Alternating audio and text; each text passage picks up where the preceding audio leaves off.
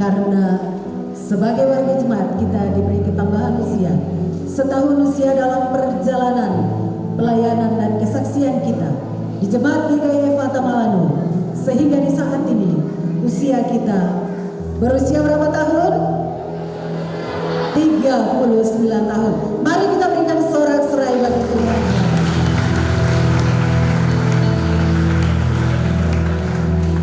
Kita akan beribadah dalam ibadah ucapan syukur HUT ke-39 sekaligus dirangkai dengan ibadah minggu di pagi hari ini. Adapun susunan acara kita sebagai berikut. Yang pertama, pembukaan sementara berlangsung. Kedua, ibadah. Ketiga, sambutan. Keempat, pemotongan kue ulang tahun. Kelima, ramah tamah. Dan keenam, penutup. Baiklah, kita mempersiapkan hati dan seluruh hidup kita. Kita masuk pada acara yang kedua, yaitu ibadah. Shalom. Selamat pagi Bapak Ibu Jemaat yang diberkati Tuhan. Kita akan mulai ibadah kita di pagi hari ini. Mari siapkan hati untuk beribadah kepada Tuhan. Perjalanan panjang seiring waktu, mencoba belajar, mulai dari merangkak, berjalan, dan akhirnya melangkah. Berjalan di tepian saman, bernyanyi di ujung dunia, berdiri di tengah-tengah matahari, melihat sesuatu yang tak terlihat, memikirkan semua yang tidak terpikirkan, mencari yang tidak ada, menyatukan yang tidak tersentuh. Sedangkan pandang pada sebuah gedung yang berdiri kokoh, menyaksikan umat beraktivitas, beribadah, berdoa, bersekutu, melayani. Itulah jemaatku GKI Fata Malanu yang kini memasuki usia ke-39. Terbesit sejuta tanya dalam diriku, apa yang sudah kulakukan?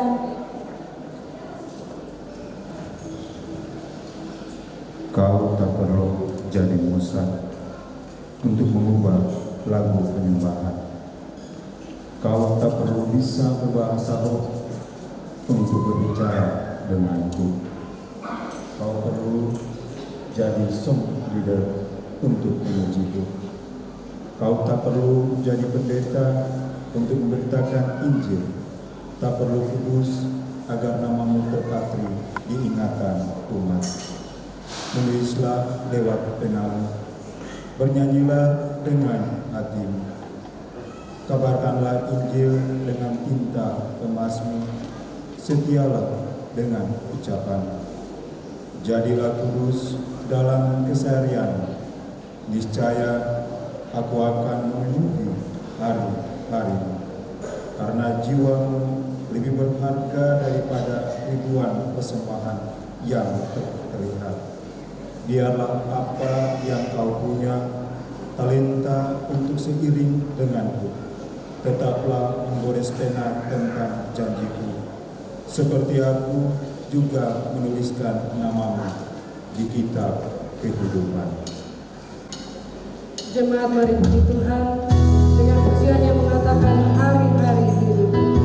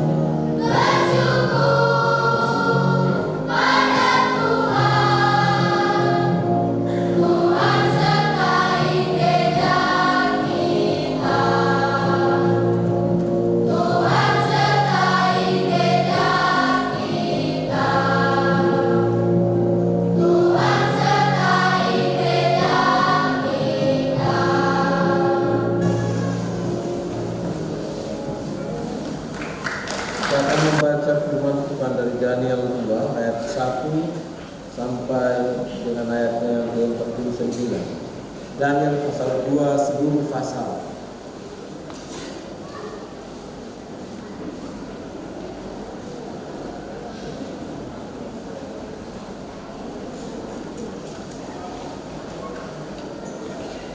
Mari kita menghakimi Tuhan dalam doa. Kita berdoa. Ya Bapa, Tuhan Yesus Kristus, sekarang tiba saatnya Engkau bersabda bagi kami sebagai Sang Firman yang hidup. Hadirlah di sini dan ajarlah kami, kuasai kehidupan kami oleh kuat kuasa Roh Kudus, agar firman yang kami baca, kami memperoleh maknanya, memperoleh kekuatan dan hikmat untuk kami lakukan dalam hidup kami sebagai jemaat Tuhan di dunia ini. Bersabdalah ya Tuhan, karena oleh tuntunan dan kuat kuasa Roh Kudus, kami jemaat-Mu sedia mendengarkan suara-Mu. Amin. Mimpi Nebukadnezar. Pada tahun yang kedua pemerintahan Nebukadnezar, bermimpilah Nebukadnezar, karena itu hatinya gelisah dan ia tidak dapat tidur lagi. Lalu raja menyuruh memanggil orang-orang berilmu, ahli jambi, ahli sihir, dan para kasdim untuk menerangkan kepadanya tentang mimpinya itu. Maka datanglah mereka dan berdiri di hadapannya, di hadapan raja. Kata raja kepada mereka, "Aku bermimpi dan hatiku gelisah karena ingin mengetahui mimpi itu." Lalu berkatalah para kasdim itu kepada raja dalam bahasa Arab, "Ya raja, kekallah hidupmu, ceritakanlah kepada hamba-hambamu mimpi itu, maka kami akan memberitahukan maknanya." Tetapi raja menjawab para kasdim itu, "Aku telah mengambil keputusan, yakni jika kamu tidak memberitahukan kepadaku mimpi itu dengan maknanya, maka kamu akan dipenggal-penggal dan rumah-rumahmu akan dirobohkan menjadi timbunan puing. Tetapi jika kamu dapat memberitahukan mimpi itu dengan maknanya, maka kamu akan menerima hadiah, pemberian-pemberian dan kehormatan yang besar daripadaku. Oleh sebab itu beritahukanlah kepadaku mimpi itu dengan maknanya." Mereka menjawab pula, "Silahkan Tuan Raja menceritakan mimpi itu kepada hamba-hambanya ini, maka kami akan memberitahukan maknanya." Jawab raja, "Aku tahu benar-benar bahwa kamu mencoba mengulur-ulur waktu, karena waktu melihat bahwa aku telah mengambil keputusan, yakni jika kamu tidak dapat memberitahukan kepadaku mimpi itu, maka kamu akan kena hukuman yang sama. Dan aku tahu bahwa kamu telah bermufakat untuk mengatakan kepadaku hal-hal yang bohong dan busuk sampai keadaan berubah. Oleh sebab itu ceritakanlah kepadaku mimpi itu, supaya aku tahu bahwa kamu dapat memberitahukan maknanya juga kepadaku." Para kasdim itu menjawab raja, "Tidak ada seorang pun di muka bumi yang dapat memberitahukan apa yang diminta Tuan Raja, dan tidak pernah seorang raja bagaimanapun agungnya dan besar kuasanya telah meminta hal sedemikian dari orang berilmu atau ahli jampi atau seorang kasdim. Apa yang diminta Tuan Raja adalah terlalu berat dan tidak ada seorang pun yang dapat memberitahukannya kepada Tuan Raja selain daripada dewa-dewa yang tidak berdiam di antara manusia." Maka raja menjadi sangat geram dan murka karena hal itu lalu dititahkannya untuk melenyapkan semua orang bijaksana di Babel.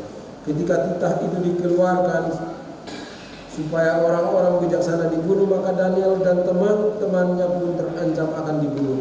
Lalu berkatalah Daniel dengan cerdik dan bijaksana kepada Ariok, pemimpin pengawal raja yang telah pergi untuk membunuh orang-orang bijaksana di Babel itu. Katanya kepada Ariok, pembesar raja itu, mengapa titah yang begitu keras ini dikeluarkan oleh raja? Lalu Ariok memberitahukan hal itu kepada Daniel. Maka Daniel menghadap raja dan meminta kepadanya supaya dia diberi waktu memberitahukan makna itu kepada raja. Kemudian pulanglah Daniel dan memberitahukan hal itu kepada Hananya, Misael dan Azaria. Hananya, Misael dan Azaria dan teman-temannya dengan maksud supaya mereka memohon kasih sayang kepada Allah semesta langit mengenai raja rahasia itu, supaya Daniel dan teman-teman jangan dilenyapkan bersama-sama dengan orang bijaksana yang lain di Babel. Maka rahasia itu disingkapkan kepada Daniel dalam suatu penglihatan malam. Lalu Daniel memuji Allah semesta langit. Berkatalah Daniel, terpujilah nama Allah dari selama-lamanya sampai selama-lamanya, sebab daripada Dialah hikmat dan kekuatan. Dia mengubah saat dan waktu. Dia memecat raja dan mengangkat raja. Dia memberi hikmat kepada orang bijaksana dan pengetahuan kepada orang yang berpengertian. Dialah yang menyingkapkan hal-hal yang tidak terduga dan yang tersembunyi. Dia tahu apa yang ada di dalam gelap dan terang ada padanya. Ya Allah, nenek moyangku, kupuji dan kumuliakan Engkau, sebab Engkau mengaruniakan kepadaku hikmat dan kekuatan, dan tidak memberitahukan kepadaku dan telah memberitahukan kepadaku sekarang apa yang kami mohon kepadamu. Engkau telah memberitahukan kepada kami hal yang dipersoalkan raja. Sebab itu pergilah Daniel kepada Ariok yang telah ditugaskan raja untuk melenyapkan orang-orang bijaksana di Babel. Maka pergilah ia serta berkata kepadanya, demikian orang bijaksana di Babel itu jangan kau lenyapkan. Bawalah aku menghadap raja, maka aku akan memberitahukan kepada raja makna itu. Ariok segera membawa Daniel menghadap raja serta berkata kepada raja, demikian aku telah mendapatkan seorang dari antara orang-orang buangan dari Yehuda yang dapat memberitahukan makna itu kepada raja. Bertanyalah raja kepada Daniel yang namanya Baltasar, sanggupkah engkau memberitahukan kepadaku mimpi yang telah kulihat itu dengan maknanya juga? Daniel menjawab, katanya kepada raja, rahasia yang ditanyakan tuanku raja tidaklah dapat diberitahukan kepada raja oleh orang bijaksana, ahli jampi, orang berilmu atau ahli nujum. Tetapi di surga ada Allah yang menyingkapkan rahasia-rahasia. Ia telah memberitahukan kepada tuanku Raja Nebukadnezar apa yang akan terjadi pada hari-hari yang akan datang. Mimpi dan penglihatan yang tuanku lihat di tempat tidur ialah ini.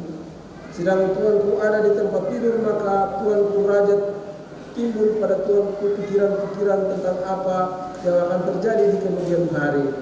Dan dia yang menyingkapkan rahasia-rahasia telah memberitahukan kepada tuanku apa yang akan terjadi. Adapun kepadaku telah disingkapkan rahasia itu, bukan karena hikmat yang mungkin ada padaku melebihi hikmat semua orang yang hidup, tetapi supaya maknanya diberitahukan kepada tuanku raja, dan supaya tuanku mengenal pikiran-pikiran tuanku. Ya raja, tuanku melihat suatu penglihatan, yakni sebuah patung yang amat besar. Patung ini tinggi berkilau-kilauan luar biasa, tegak di hadapan tuanku dan tampaklah mendahsyatkan. Adapun patung itu kepalanya dari emas tua, dada dan lengannya dari perak, dan pinggangnya dari tembaga. sedangkan pahanya dari besi dan kakinya sebagian dari besi dan sebagian dari tanah liat. Sementara Tuanku melihatnya terungkit lepas semua batu tanpa perbuatan tangan manusia, lalu menimpa patung itu tepat pada kakinya yang dari besi dan tanah itu dan tanah liat itu, sehingga remuk. Maka dengan sekaligus diremukannya lah juga besi, tanah liat, tembaga, perak, dan emas itu, dan semuanya menjadi seperti sekam di tempat pengerikan pada musim panas. Lalu angin menghembuskannya sehingga tidak ada lagi bekas-bekasnya yang ditemukan. Tetapi batu yang menimpa patung itu menjadi gunung besar yang memenuhi seluruh bumi. Itulah mimpi Tuanku, dan sekarang maknanya akan kami katakan kepada Tuanku Raja.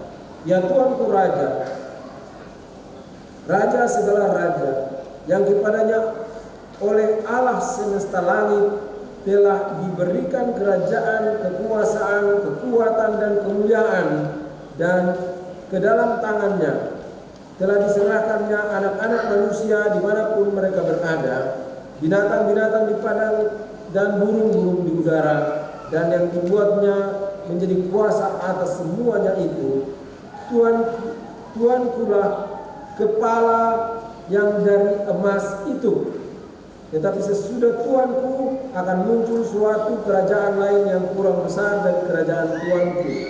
Kemudian suatu kerajaan lagi, yakni yang ketiga dari tembaga, yang akan berkuasa atas seluruh bumi. Sesudah itu akan ada suatu kerajaan yang keempat, yang keras seperti besi, tepat seperti besi yang diremukkan dan menghancurkan segala sesuatu, dan seperti besi yang menghancurkan, maka kerajaan ini akan meremukkan dan menghancurkan semuanya. Dan seperti Tuanku lihat, kaki dan jari-jarinya sebagian dari tanah liat, tukang periuk, dan sebagian lagi dari besi. Itu berarti bahwa kerajaan ini terbagi. Memang kerajaan itu juga keras seperti besi, sesuai dengan yang Tuanku lihat. Besi itu bercampur dengan tanah liat, tetapi sebagaimana jari-jari kaki itu sebagian dari besi dan sebagian lagi dari tanah liat, demikianlah kerajaan itu akan menjadi keras sebagian dan rapuh sebagian. Seperti Tuanku lihat, besi bercampur dengan tanah liat, itu berarti mereka akan bercampur oleh perkawinan, tetapi tidak akan merupakan satu kesatuan. Seperti besi tidak dapat bercampur dengan tanah liat.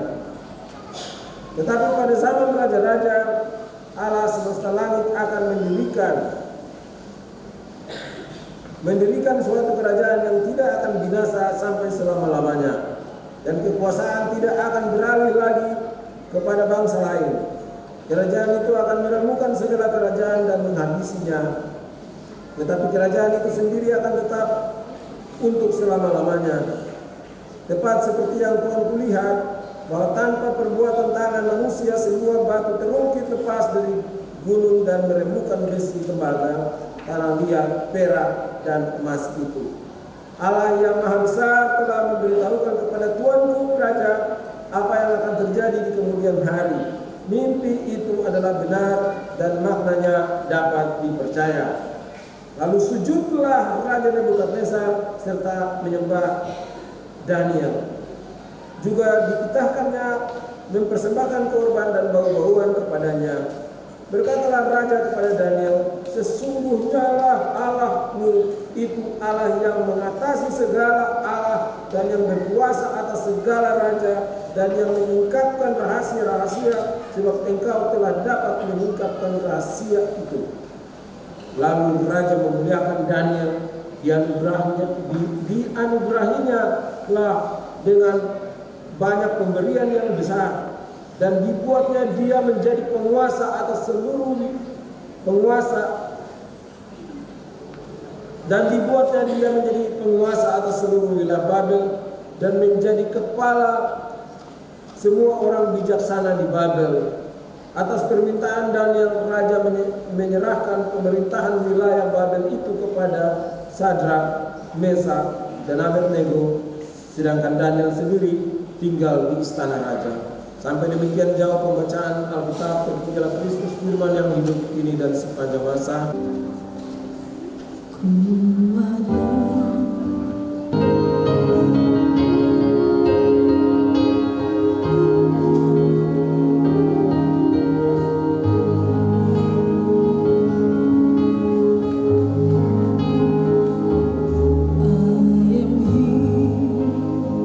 Because of your grace, I am here.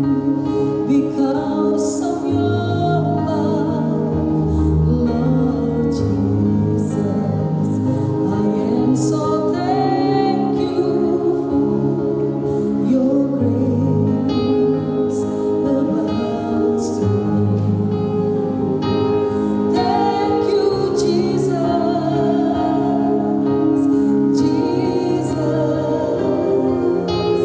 Jesus, thank you, Jesus.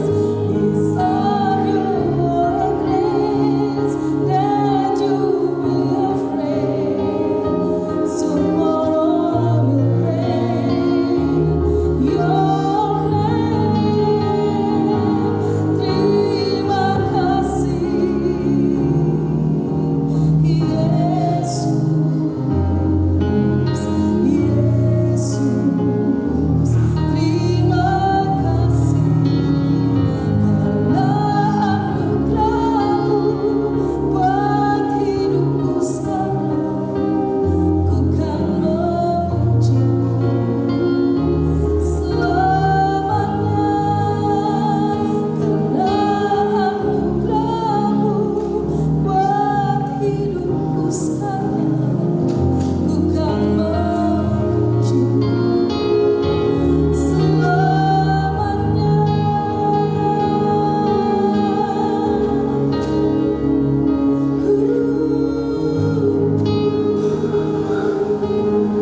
Sebuah kemustahilan.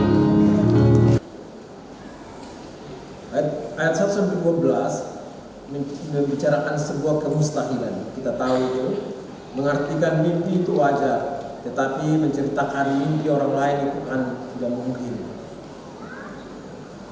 Orang lain bermimpi tapi yang lain yang cerita, itu sangat mustahil. Tetapi sesuatu yang sangat mustahil ini kalau tidak dilakukan diganjar hukuman mati, bahkan terhadap seluruh keluarga dan dari mereka yang disebut cendekiawan dan ahli ilmu supranatural yang ada di negara Babilonia. Ancaman hukuman mati.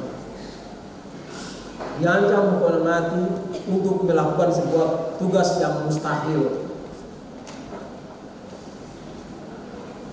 Dengan demikian, sebenarnya cerita ini mau mengatakan bahwa Raja Agung Babel sendiri mau menyatakan bahwa hikmat dan kepandaian segala ilmu supranatural yang ada di negara dan bangsanya Babilonia, bahkan dewa-dewa Babilonia adalah sampah. Kita mesti setuju dengan itu, ya. Jadi cerita ini mengangkat sang raja sendiri untuk mengatakan bahwa segala milik bangsanya adalah sampah. Karena nanti kemudian Daniel dan teman-temannya yang bisa menunjukkan bahwa Allah yang betul itu Allah Israel, Allah yang benar-benar maha kuasa, yang dapat melakukan apa yang tidak mungkin dan sangat peduli terhadap mereka yang menjadi hamba-hambanya atau umatnya. Lalu Daniel dan teman-temannya kemudian mulai dari memohon belas kasihan. Karena mereka juga termasuk orang yang ada di antara cendekiawan di istana, sehingga mereka juga akan terancam hukuman itu. Jadi satu-satunya jalan di tengah kesukaran besar yang dihadapi oleh seluruh Babilonia, seluruh orang pandai di Babel adalah satu-satunya jalan itu adalah ada pada Daniel dan teman-temannya. Mereka dan Daniel dan teman-teman punya satu-satu jalan adalah memohon belas kasihan, memohon belas kasihan Allah.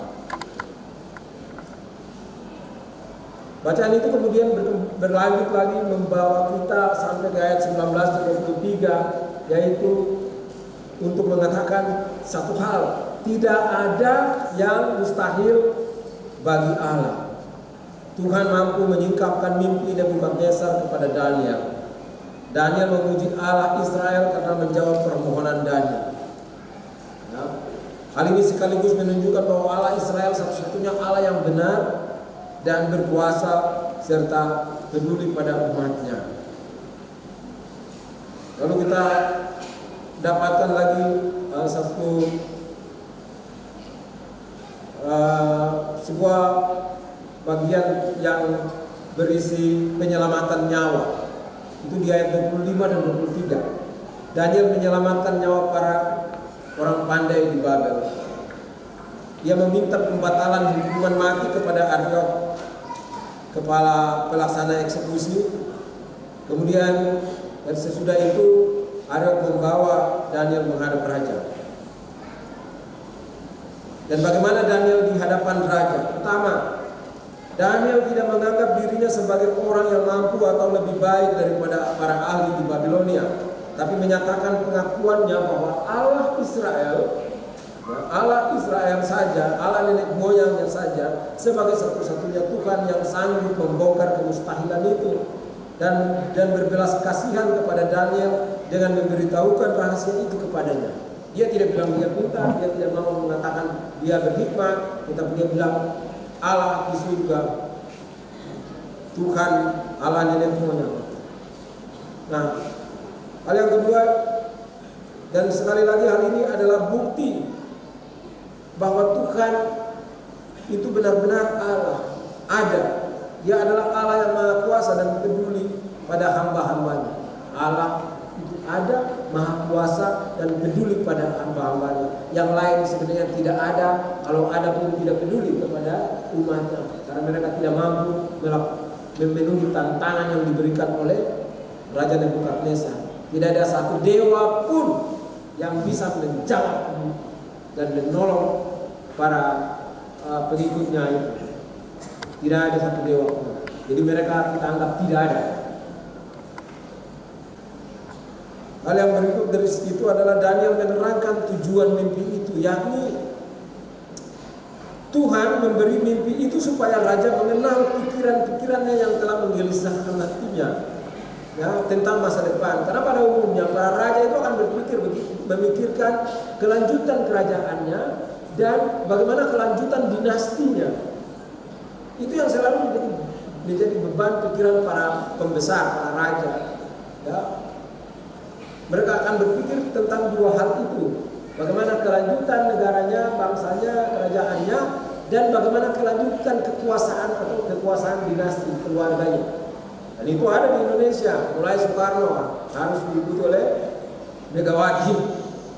Kemudian siapa lagi, Soeharto mau membangun juga dinastinya. Lalu kemudian SBY juga mau membangun dinastinya. Terakhir kita lihat Pak Jokowi dianggap juga membangun dinastinya karena anaknya dipersiapkan, gitu. Jadi itu kecenderungan dalam para pemimpin adalah pertama bagaimana kelanjutan bangsa itu atau kelanjutan perusahaan itu, ya, atau bagaimana kelanjutan kekuasaan itu, tapi juga kelanjutan dari dinastinya. Cuma dua itu kok pikiran mereka. Bagaimana mereka terus berjaya, mereka terus berkuasa. Itu. Hanya dua itu. Kemudian di ayat 31 sampai 35 kita lihat di situ Daniel membeberkan pikiran raja, mimpi raja. Dia beberkan mimpi raja. Saudara sudah baca, saya katakan sekali lagi. Sebuah patung tinggi besar, kokoh dan kuat, juga terlihat berkilauan sehingga tampak agung dan menggetarkan hati, terbuat dari emas, perak, tembaga dan besi, namun sesungguhnya rapuh karena sebagian kakinya terbuat dari tanah liat. Yang kedua, sebuah batu yang menerpa kakinya kaki yang terbuat dari tanah liat dan besi itu, dan patung itu runtuh dan hancur. Ya. Batu itu menerpa patung itu bukan batu yang menerpa patung itu bukan perbuatan manusia, dikatakan di situ. Bukan perbuatan manusia. Dan yang ketiga, setelah patung itu hancur, batu itu menjadi gunung besar yang memenuhi seluruh bumi. Selanjutnya di ayat 36 sampai 45, makna mimpi Nebukadnezar. Nah, makna mimpi Nebukadnezar. Di sini saya akan mengulang makna mimpinya selain yang secara harafiah atau yang tertulis, tetapi saya akan menggambarkan makna mimpi ini dalam fakta-fakta. Pertama, mimpi Nebukadnezar secara keseluruhan adalah tentang kebangkitan negara-negara superpower selama 2000 tahun. Itu mimpi Nebukadnezar. Yang dari zaman Babilonia tahun 600-an sebelum Kristus sampai dengan zaman Romawi yang berakhir pada tahun 1400-an sesudah Kristus. Ini jangkauan dari mimpi Raja Nebukadnezar. Jadi dia memimpikan sebuah perjalanan sejarah selama 2 milenium. Hal yang kedua, kepala patung yang terbuat dari emas adalah Nebukadnezar sebagai raja yang dianugerahi kekuasaan yang sangat besar dan luas dari Allah. Itulah kepala, yakni Raja Babel, kerajaan Babel. Perak adalah kerajaan yang lebih kecil yang akan muncul sesudah Nebukadnezar. Ini menunjukkan kepada kerajaan Persia yang bangkit sesudah Babel. Walaupun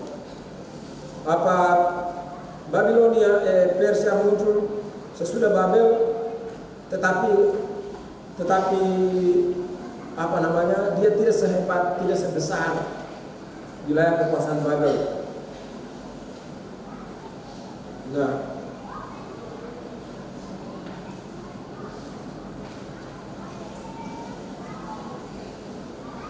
kemudian yang berikutnya adalah tembaga. Tembaga adalah kerajaan ketiga yang menguasai seluruh bumi. Sesudah kerajaan Persia, kerajaan superpower ketiga yang memenuhi seluruh bumi atau suatu wilayah yang begitu luas adalah negara yang disebut Yunani Makedonia. Yunani Makedonia yang dimulai sejak berjayanya atau dimulai sejak raja yang disebut Alexander Agung. Dia mengalahkan Raja Darius II dari Persia. Sejak itu kerajaan Yunani Makedonia, negara Yunani Makedonia menguasai wilayah bekas dari Persia. Bahkan juga hampir seluruh daratan Eropa. Sebagian Asia. Nah, kemudian muncul kaki besi. Kaki besi adalah superpower keempat. Nah, kaki besi dan tanah liat itu adalah superpower keempat. Karena sesudah masa kejayaan Yunani Makedonia, muncullah kekuasaan Romawi, kekaisaran Romawi, ya, yang dimulai dari tahun 27 sebelum Masehi, yaitu Kaisar Gaius Octavianus Augustus yang kita baca dalam Perjanjian Baru.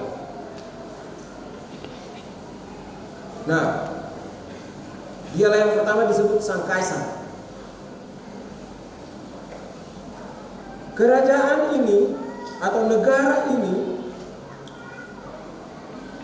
dimulai dari saat itu, dari tahun 27 sebelum Masehi sampai jatuhnya wilayah Romawi Barat ya pada tahun 476 Masehi. Ya, 476 Masehi Romawi Barat jatuh, hancur.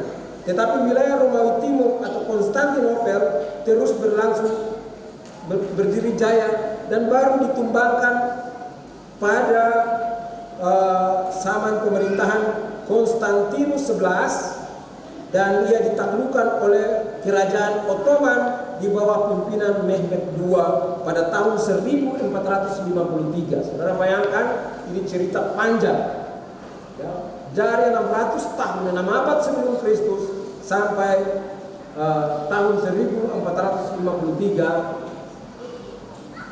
sesudah Kristus.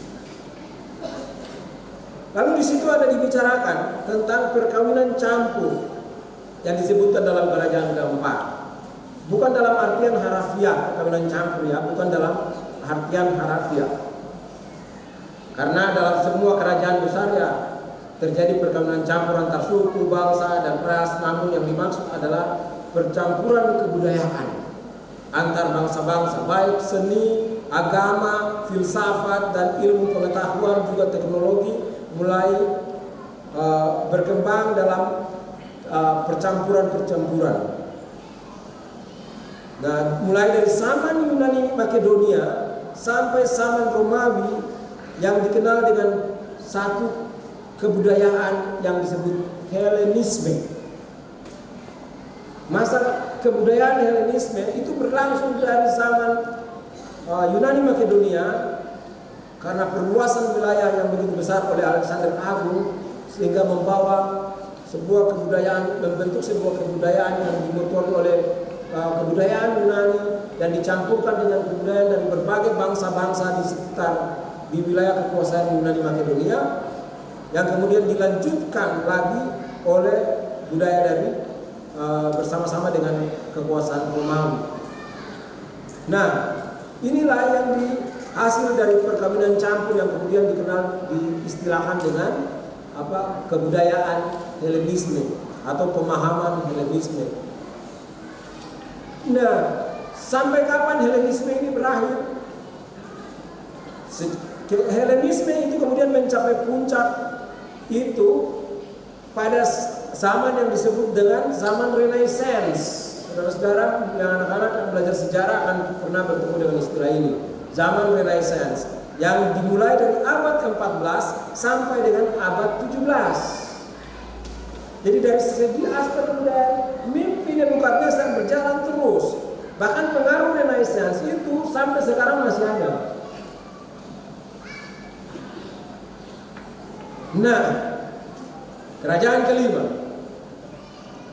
batu yang menimpa kaki patung itu dan memberitahukan dan meruntuhkannya adalah kerajaan siapa?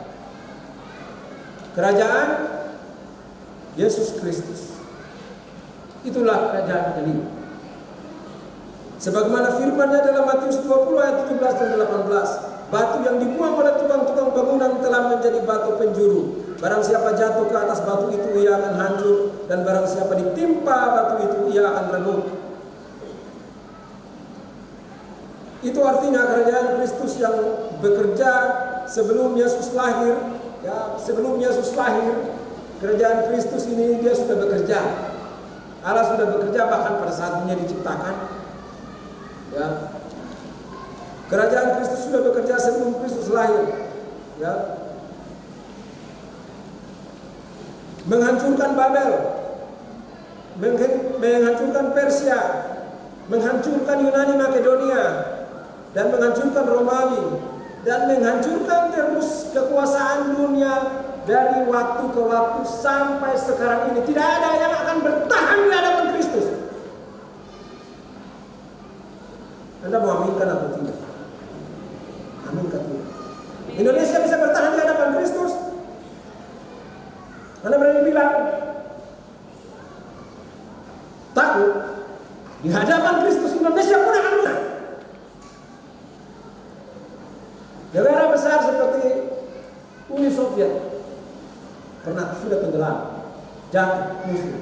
Tidak ada satupun kekuasaan di dunia ini yang bisa bertahan di hadapan Kristus. Semua menuju kemusnahan, karena segala lutut harus mengaku Yesus Kristus adalah Tuhan. Tidak ada satu kekuasaan.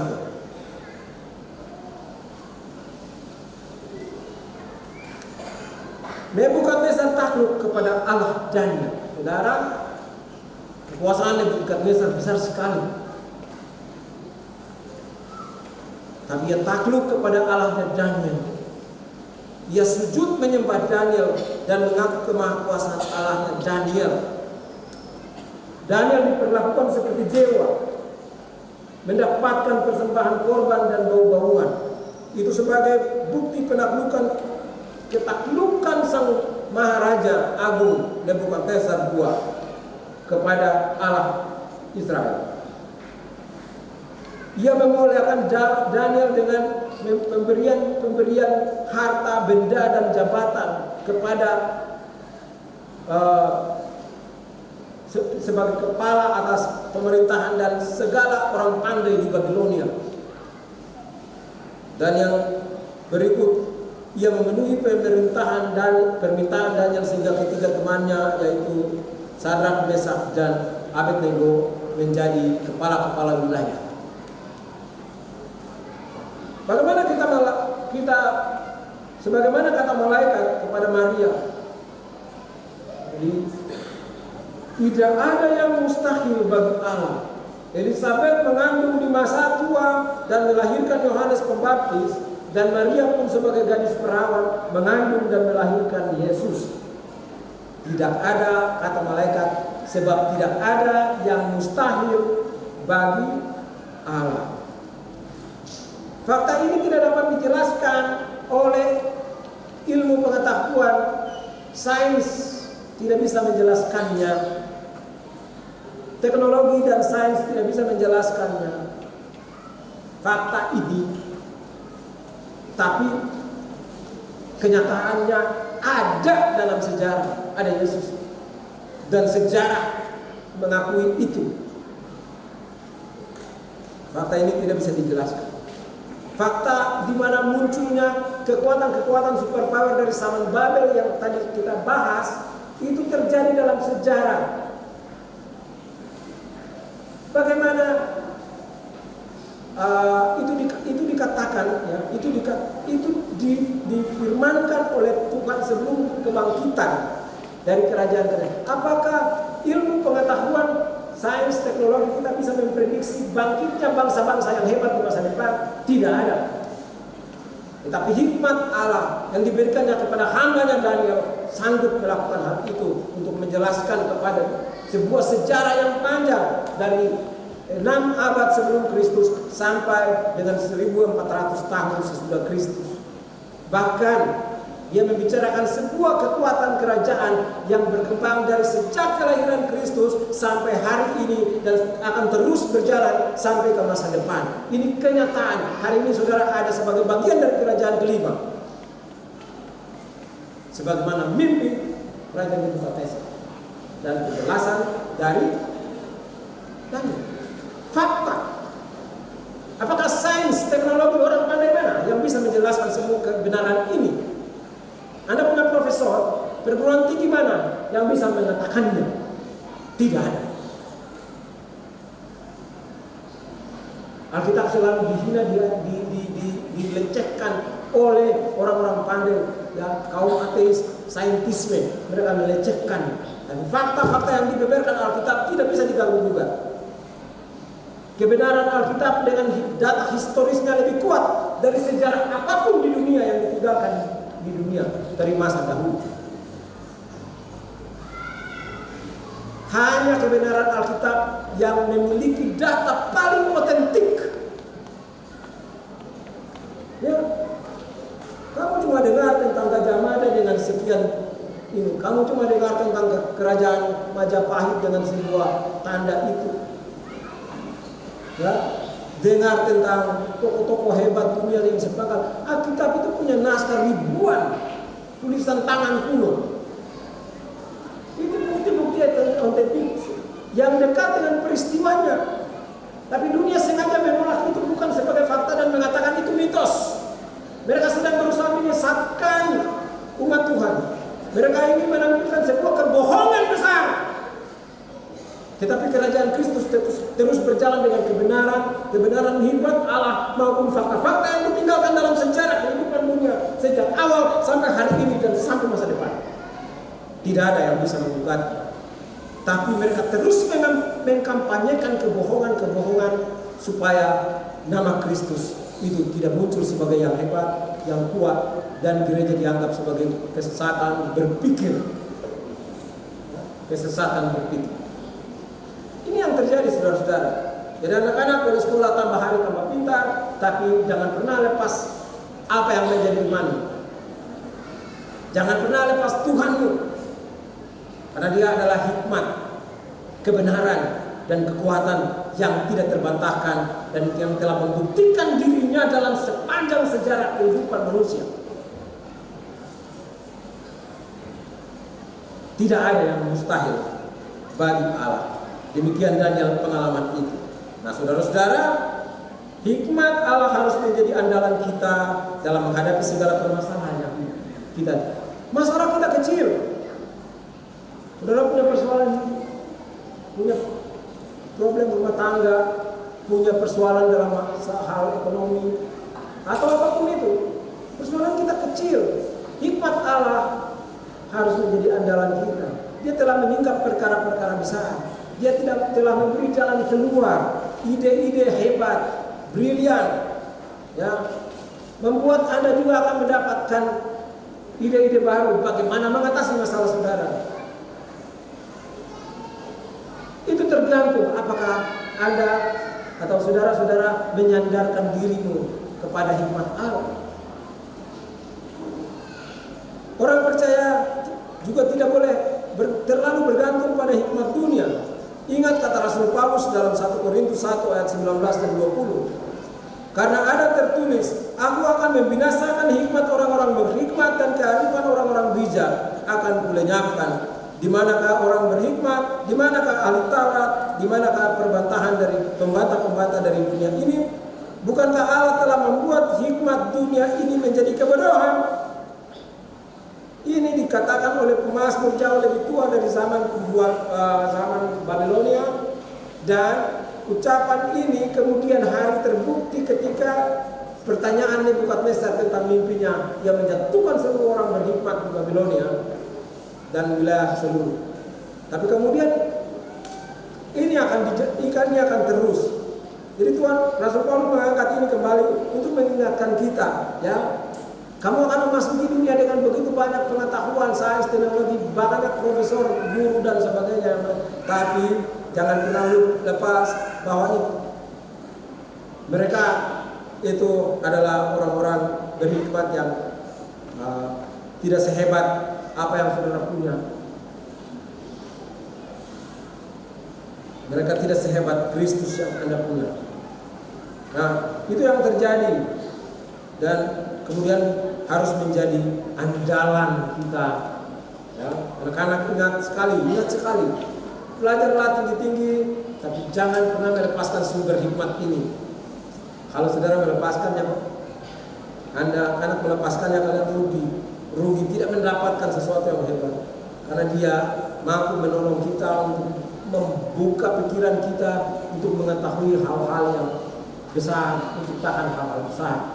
Saudara, anak-anak, otak kita itu dalam penelitian sains yang meneliti penggunaan kecerdasan Albert Einstein, itu pertama kali para ahli itu mengatakan dia baru menggunakan 10% otaknya. Kecerdasan manusia itu yang digunakan oleh Albert Einstein itu baru 5%. Baru 5%. Tapi ada penelitian kemudian terhadap itu otaknya Albert Einstein yang diawetkan. Lalu kemudian mereka mengatakan bukan 5%.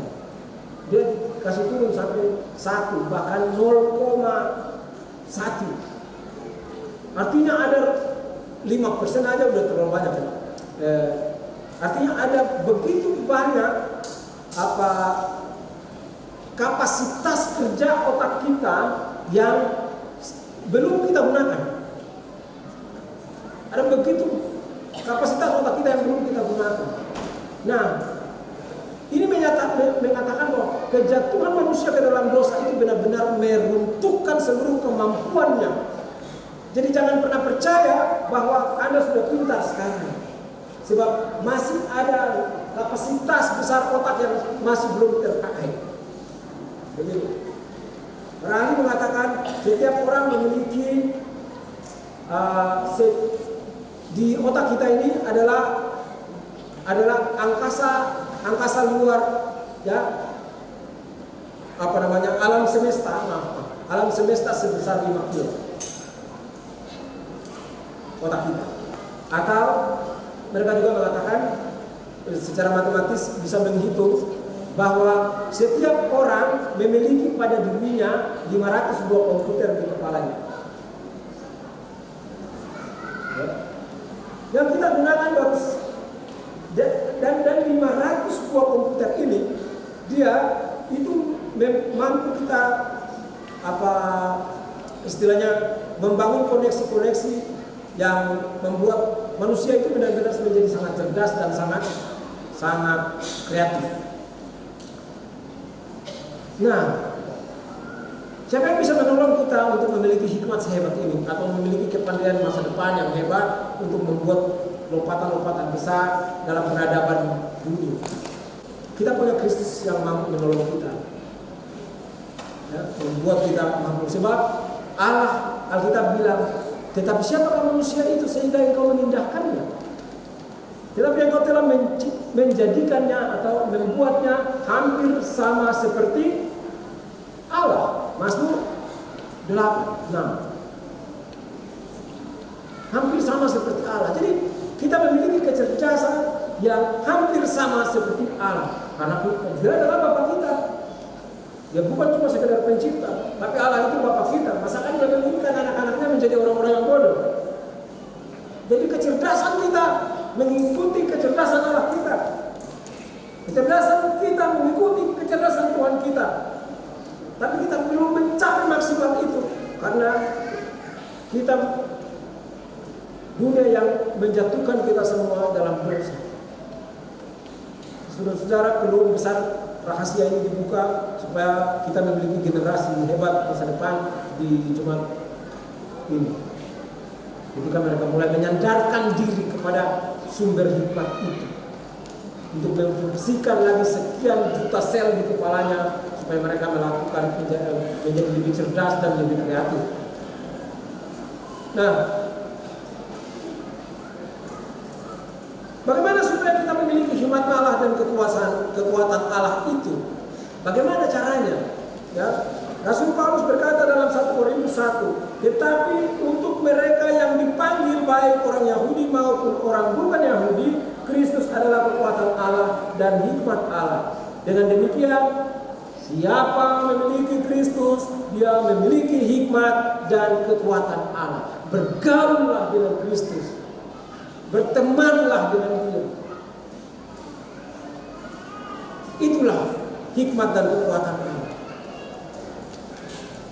Allah di dalam Kristus hadir sebagai kekuatan kerajaan Allah yang terus bekerja dan akan menyumbangkan segala kekuasaan di dunia ini. Kekuatan Kristus harus menjadi sandaran harapan kita. Ketika kita mengalami tekanan-tekanan hidup, apakah itu masalah ekonomi, masalah penyakit, pengalaman ketidakadilan, dan kekerasan dan sebagainya, kita harus mengandalkan kekuatan Kristus dan hikmat Kristus. Tidak ada persoalan yang besar dalam hidup kita yang tidak bisa ditangani ketika kita bersandar pada Tuhan.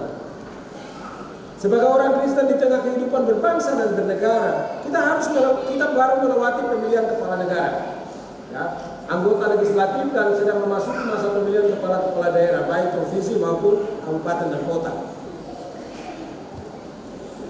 Silakan saudara-saudara memberi dukungan kepada siapapun tapi satu hal yang harus kita sadari adalah jangan menyedihkan Tuhan begitu. Ya, jangan menyedihkan hati Tuhan. Sebab mereka semua yang Anda sedang anggap hebat-hebat itu hanyalah kaki yang terdiri dari besi bercampur dengan tanah liat. Ya. Besi dan tanah liat. Mereka punya kelemahan dan dosa, dapat membuat kesalahan yang merugikan banyak orang. Karena itu kita tidak perlu terlalu fanatik dan militan mendukung mereka. Fanatisme kita dan militansi kita hanya boleh kita serahkan untuk Kristus, jangan kepada siapapun. Fanatisme dan militansi kita hanya untuk Kristus. Jangan diberikan kepada mereka yang hanya besi bercampur tanah liat. Sampai kita harus beribut lagi dengan tetangga kita sampai harus putus hubungan dengan orang teman sekerja kita.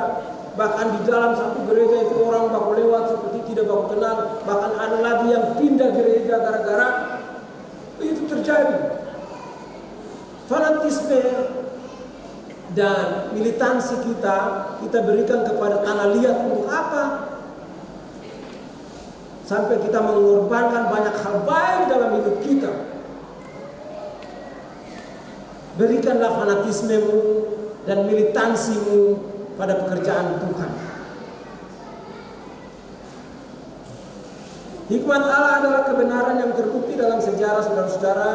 Masa lalu akan terbukti dan masa kini juga akan terus terbukti. Firman bukan cerita dongeng, saudara-saudara, ataupun mitos, tapi nubuat yang terus menjadi kenyataan dalam sejarah. Karena itu tetaplah belajar firman, percayalah akan setiap firman dan dalam kitab suci. Tidak ada kebohongan di situ, tidak ada kesalahan di situ. Dan kemudian kita belajar melakukan apa yang dimintakan oleh firman itu kepada kita. Dengan itu kita menyelamatkan diri kita dan dari kebinasaan. Pesan kita yang berikut adalah kita terpanggil seperti Daniel untuk menyatakan kebenaran Allah dalam hidup kita. Dengan demikian kita menjadi bagian dari kekuatan kerajaan Allah yang kekal, kuat dan berkemenangan, yaitu kerajaan Sang Batu Penjuru. Juga menjadi bagian dari hikmat Allah yang menaklukkan segala hikmat dunia dan membawa orang-orang untuk tunduk dan takluk kepada Kristus serta menyelamatkan banyak orang. Seperti Daniel membuat raja itu tunduk. Dia juga membuat hukuman yang diancam kepada para orang pandai di Babel itu dibatalkan. Dia menyelamatkan mereka, dia menyelamatkan sang raja bagi Allah. Demikian tugas kita di dunia sebagai bagian dari kerajaan Sang Batu Penjuru. Kerajaan Kristus adalah seperti itu. Memberikan sesuatu yang berarti, yang menghidupkan, yang menyelamatkan. Dan itu akan ditopang dengan hikmat dan kekuatan yang Tuhan berikan kepada kita. Dan itu sejalan. GKI dan jemaat-jemaat di seluruh tanah Papua sekali lagi dalam menjalani tahun 2024 sebagai tahun pemberdayaan membutuhkan hikmat dan kekuatan Allah. Ya, sehubungan dengan itu firman Tuhan saat ini mengingatkan baik sinode, pasis dan jemaat-jemaat, termasuk jemaat kita yang saat ini ulang tahun. Selamat ulang tahun. Kita punya sesuatu. Ada banyak soal yang kita akan hadapi dalam masa seperti kita hadapi masa lalu dan masa yang akan datang. Tetapi hikmat dan kekuatan Allah harus terus menjadi andalan kita, bahkan menjadi andalan utama kita. Sehingga dalam memasuki tahun usia yang baru, usia yang ke-39, memasuki 40 tahun, saudara akan mencapai hal-hal besar. Saya rasa Tuhan luar biasa menyertai jemaat ini. Ya, jemaat ini saya merasakan itu. Ketika saya dengan anak-anak menyanyi, yang main itu, ini ada sesuatu yang diberikan Tuhan lebih unggul dari jemaat-jemaat mana yang saya layani. Dari satu sisi itu saya baru lihat. Tapi juga orang yang suka menyanyi begitu banyak di dalam jemaat ini. Mereka bilang sama saya, kami harus batasi, kalau tidak nanti kita pulang dalam satu siang. Itu hal yang luar biasa. Teruslah seperti itu. Nah, Jadi kita semua harus mengingat satu hal, gereja-gereja kita, ya, gereja kita baik itu sinode, klasis maupun jemaat-jemaat, itu dalam rangka kemandirian atau apa yang disebut dengan tahun pemberdayaan, mencoba untuk membangun sumber daya. Ada sumber daya manusianya, tapi ada sumber daya modalnya. Jadi sumber daya ini semua menyebabkan dia mencari mitra. Dia mencari mitra-mitranya. Mitra-mitra, dengan siapa dia bermitra? Saudara-saudara, saya ingin menyampaikan dan mengingatkan kita semua bahwa sekalipun kita mencari mitra, tetapi kita tidak mengandalkan mereka secara membabi buta. Kita tidak bisa mempergantungkan gereja Tuhan kepada para pejabat politik. Kita tidak bisa melakukan hal yang demikian. Nah, karena apa saya mau katakan ulang ya, kita juga tidak bisa menganggap bahwa uang itu sebegitu penting. Karena Tuhan pertama-tama berkata, ya, Tuhan mengingatkan kita bahwa tak seorang pun dapat mengabdi kepada dua tuan. Tak seorang pun dapat mengabdi kepada dua tuan. Jika demikian ia akan membenci yang seorang dan mengasihi yang lain, atau ia akan setia kepada yang seorang dan tidak mengindahkan yang lain. Kamu tidak dapat mengabdi kepada Allah dan kepada Mammon. Ini harus diperhatikan oleh kita baik jemaat-jemaat maupun klasis. Dalam mengurusi gereja ini, sandarkanlah diri sepenuhnya pada hikmat dan kekuatan Tuhan. Jangan biarkan Mammon memerintah dalam sistem kepemimpinan gereja di tingkat jemaat ini. Itu peringatan pertama untuk kita dalam rangka ulang tahun. Jangan biarkan Mammon memerintahmu. Mammon menjadi pemimpin di dalam jemaat akan membuat kita tidak setia kepada Tuhan Yesus Kristus. Nah, GKI di Tanah Papua termasuk jemaat-jemaat juga mencari mitra pendukung, dan sasaran mereka adalah para politisi yang mau maju di legislatif, yang mau maju di kabupaten, yang mau maju di gubernur, kalau bisa juga presiden. Saudara-saudara, silakan melakukan dukungan, tapi jangan membawa gereja ini untuk menggantung diri mutlak kepada mereka yang tanah liat itu. Bagaimanapun, para politisi adalah orang-orang yang kawin campur kepentingan pribadi dengan kepentingan bisnis para investor, kepentingan politik partai, kepentingan rakyat, dan membawa kepentingan Tuhan di dalamnya. Mereka sudah punya banyak tuan, sedangkan dua saja Tuhan bilang tidak bisa. Orang politik itu mempunyai banyak tuan, banyak kepentingan. Karena itu mereka tidak akan bisa menjadi mitra terbaik bagi Tuhan. Tuhan mengingatkan ini, bukan saya melawan. Yang dua saja Tuhan bilang tidak boleh. Bagaimana dengan mereka yang memiliki begitu banyak kepentingan? Sudah begitu dari partai yang tidak seiman, banyak terjadi.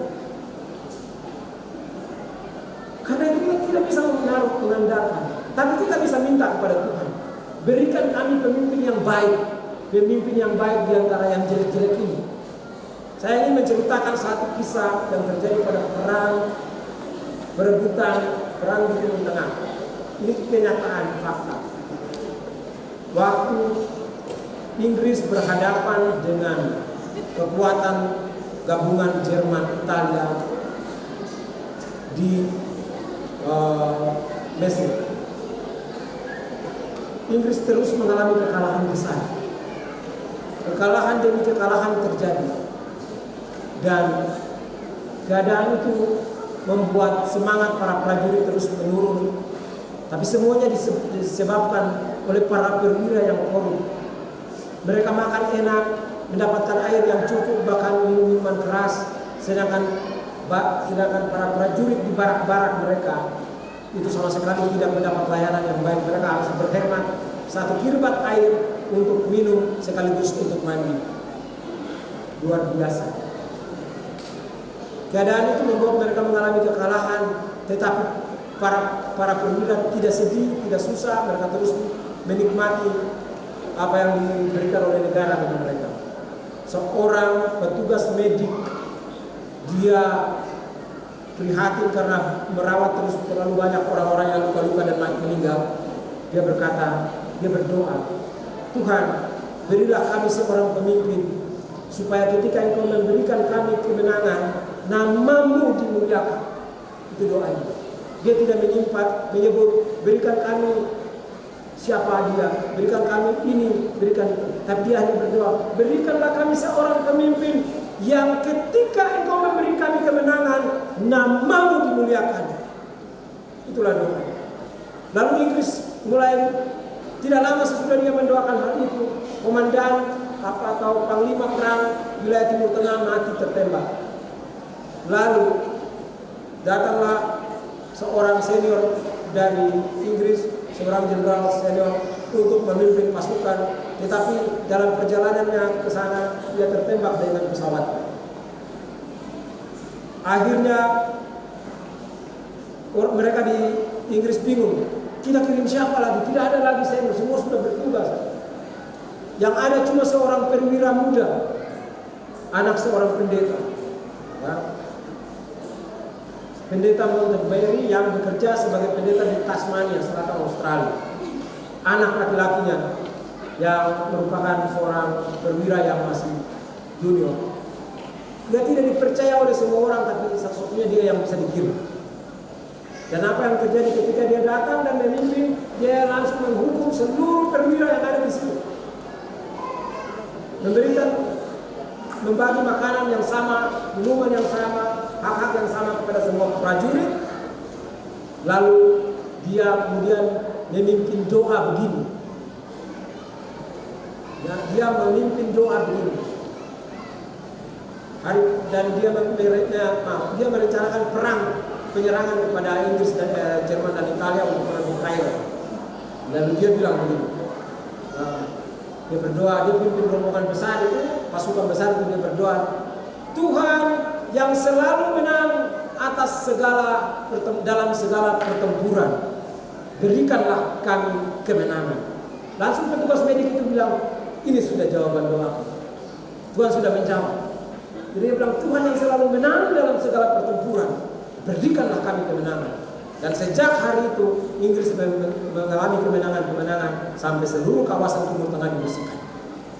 Itu dimulai dari doa seorang petugas medik yang berkata, Tuhan berikanlah kami seorang pemimpin yang tidak menyebut siapa-siapa nama, tetapi dia berkata, yang ketika Engkau memberi kami kemenangan, namamu dimuliakan.